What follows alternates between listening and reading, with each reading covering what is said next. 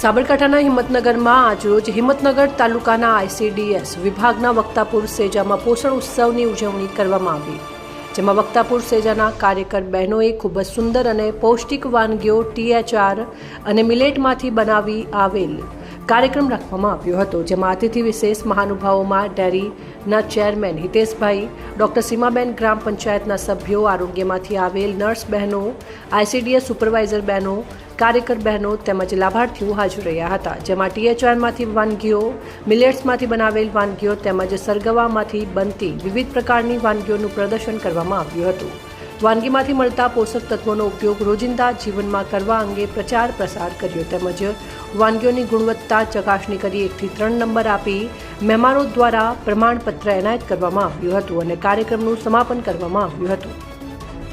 Sabarkantha news 24 ને subscribe કરી like કરવાનું ભૂલશો નહીં, જેથી આવનારા સમયમાં ઝડપથી આપના સુધી સમાચાર પ્રાપ્ત થઈ શકે. રિપોર્ટર સોએબ સૈયદ, સાબરકાંઠા.